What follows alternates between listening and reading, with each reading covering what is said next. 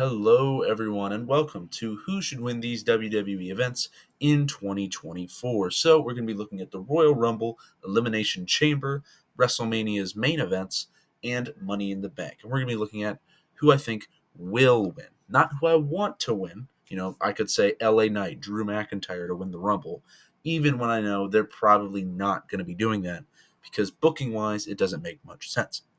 We're going to be looking at my actual full on prediction for who's going to be winning it now in December 2023. So you can look at this come all these events and say, how accurate was I?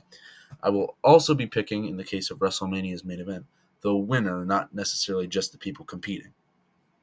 So we're going to start here in January with the Royal Rumble match. Start with the women's first, then the men's. And the women's Rumble, I think, will be won by... I'm going to give you guys a couple seconds to think about who you think is going to win it, and let's see if we've thought the same thing. Okay, I picked Jade Cargill to win the Women's Rumble. This can be set up in a couple different ways, but the way that I'm planning out this booking is you win the Rumble, you go on to Elimination Chamber, and maybe you don't have a match, but you are doing promo battles really well.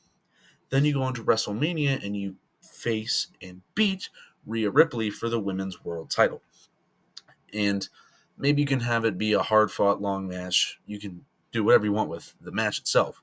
But Jade does need to win and say to AEW, "Ha, come on, AEW people, come here. We'll make you world champ. Just come on over." And this can make Jade look really good, Someone freshly coming in from AEW, this should be her first match as well. That would be really good, proving to people who might be thinking about coming over or coming back even, like Malachi Black or QT Marshall. Like, hey, we made her a world champ. How about you guys, And it just makes sense. For the men's Rumble, I went with Gunther. Now, there's a couple of asterisks to this. I'm going to have him win the Rumble as Intercontinental Champion. Go to Elimination Chamber and defend it and win, not necessarily in the chamber. We're going to get to that a bit later. But just defend it and win. Get to Mania, lose on the opening match of night one, and then main event night one a little later, but we're going to get to that a little later.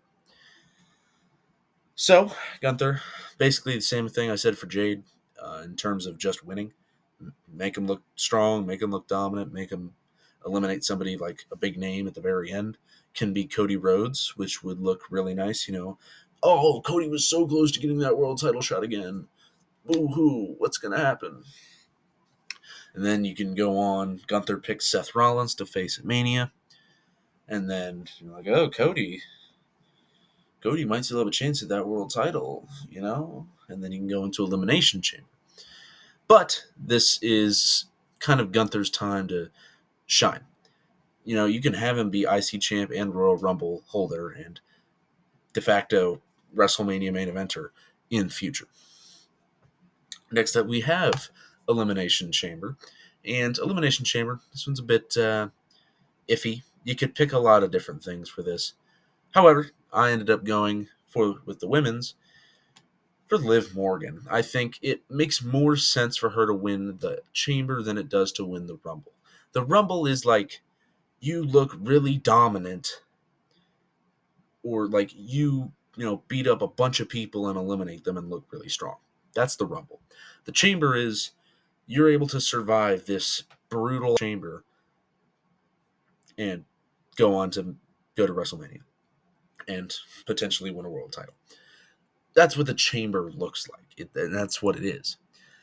And for Liv's kind of crazy character that she's been kind of portraying for the past while or so, that fits her for the sake of winning that.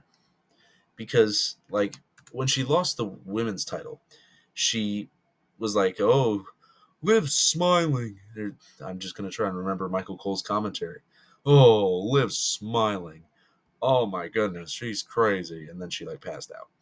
She hasn't had a match on Raw or just on TV since July, but nonetheless, she comes back. She wins the Chamber. She goes on to Mania.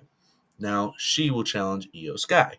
So Jade to Rhea, Liv to Io, or Io to maybe loses the title at the Rumble. Just somebody at WrestleMania. For the men's, I ended up going with, I mentioned him a little earlier, the American Nightmare, Cody Rhodes. Again, not exactly the same thing as the Rumble, or the same concept as why I picked Liv for this instead of the Rumble. I think, Cody wins the Rumble one year, wins it, or wins the Elimination Chamber the next year, and then, well, it looks really cool on paper. And for Cody, it's kind of the same concept as for Liv, but in a slightly different scenario.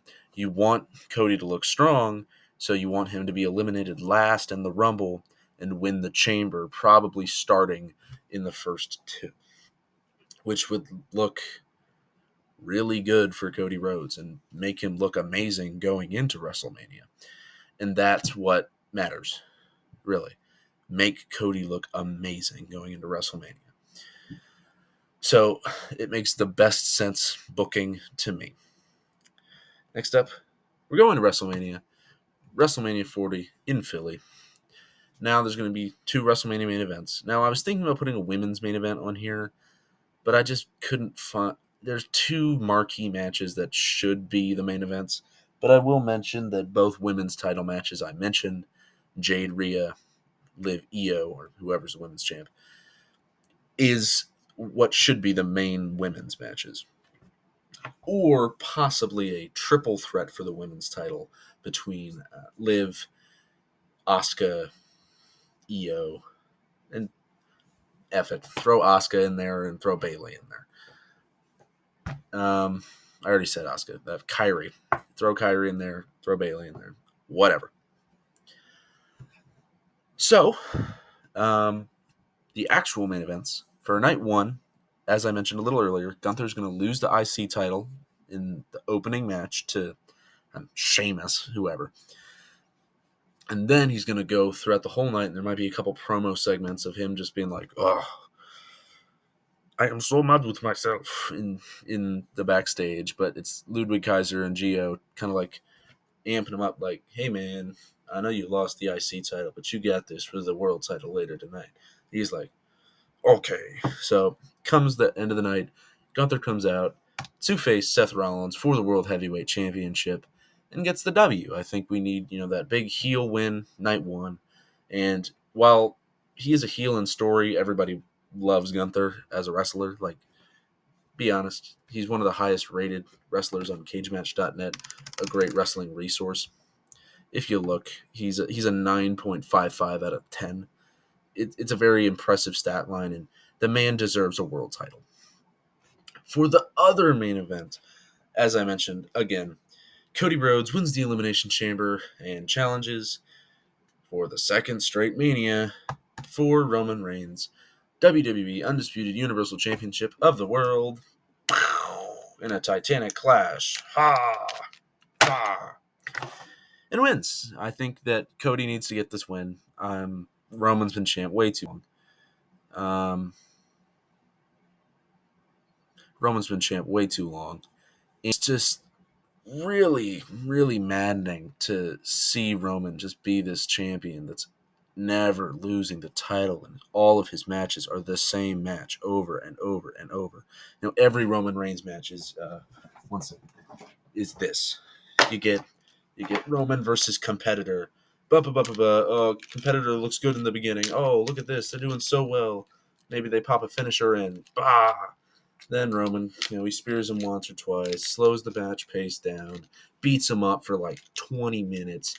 Then they all of a sudden get that big comeback. Oh, finisher. Bam! Gets him up again. Finisher, bam! Oh, he's going to do it. He's going to do it. And Roman stumbles away for a second. And then, oh, no, look at this. Bloodline comes in while somehow the referee is down. Ooh, bam! They beat up the competitor, whoever it is. Super kick, bam, when the Usos did it. Ooh. Roman comes in, hits the spear, and gets the cover. 1, 2, 3. He hasn't won a regular singles match clean for what feels like eternity. He did win against Kevin Owens at the Royal Rumble this year. Technically clean. There was no bloodline interference till the end or after the match. You know, if you look at Roman's match history up to his 100th match back, it goes to 2021. Now, that doesn't seem that bad, but his singles match section, so matches for the title. Let's look at his singles matches. So it must be matches for the title, right? It goes back to 2019. Yeah, that's not good. That is not good. His first Universal title defense is number Clash of Champions 2020. And that's number 57 on the list. If you look at his undisputed title matches, he's only had 25. And a lot of those are actually at live events. If you look at only broadcasted shows, he's had 9 title matches. 1 against Riddle, 1 against Lesnar, 1 against McIntyre, Logan Paul, Kevin Owens, Sami Zayn, Cody Rhodes, Jey Uso, and L.A. Knight.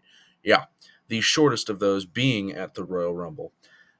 Second, the shortest pay-per-view one being at the Royal Rumble, going less than 20 minutes. But he's just been really disappointing, and he needs to get the title off of him.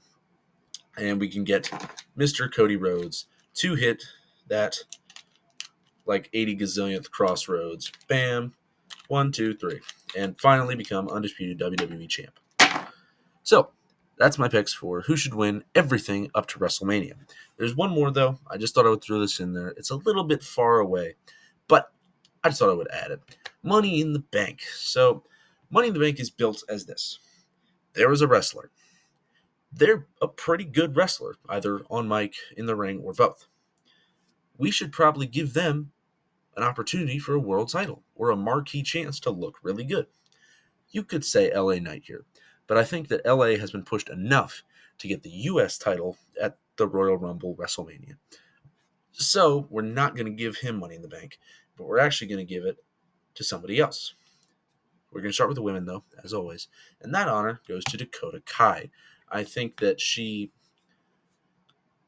when she's not injured, she's really good. She's become the sneaky leader of Damage Control.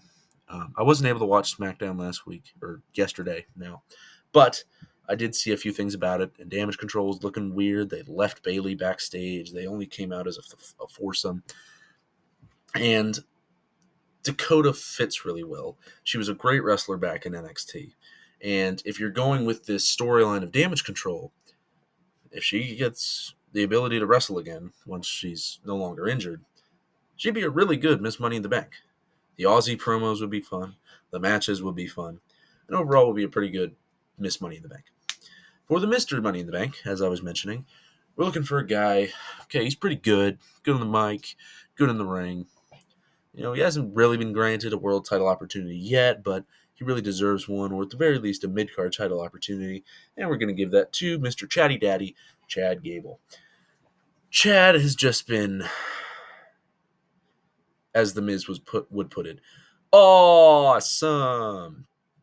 He just amazing in really every sense of the term. He's also quite highly rated on Cage Match, and it's an undisputed truth that Chad Gable is goated. He's just so good. He's an 8.34 on CageMatch.com. And did you know his actual name is Charles Edward Betts? Yeah. But it doesn't really matter. He's just too good not to get a chance, at least, at a world title. And his pizzazz is too good. Maybe you can keep him with Alpha Academy. Maybe you can kind of not necessarily break it up, but have them go their separate ways. Whatever. Give him a world title chance and let him win it. So that's my picks. Let's run them through real quick, about 30 seconds. Chad Gable for Mr. Money in the Bank. Dakota Kai for Miss Money in the Bank. Cody Rhodes defeats Roman Reigns, WrestleMania Night 2. Gunther defeats Seth Rollins, WrestleMania Night 1. Cody Rhodes wins the Elimination Chamber along with Liv Morgan for the women. And Gunther wins the Royal Rumble along with Jade Cargill for the women. So, what do you think? Do you think my picks were accurate? Do you think they were inaccurate? Should someone else be winning the world title? Should it be Akira Tozawa? Sure, why not? So let me know in the comments down below. Make sure to like, subscribe if you really like wrestling content. That's what we post here. Because it's December, I'm going to be trying to do daily uploads, an advent calendar of sorts. That's a little rough, though. We'll see if I'm able to get that done. Make sure you have a good day, good evening, good night, good morning, good dawn, good dusk, good whatever, and goodbye.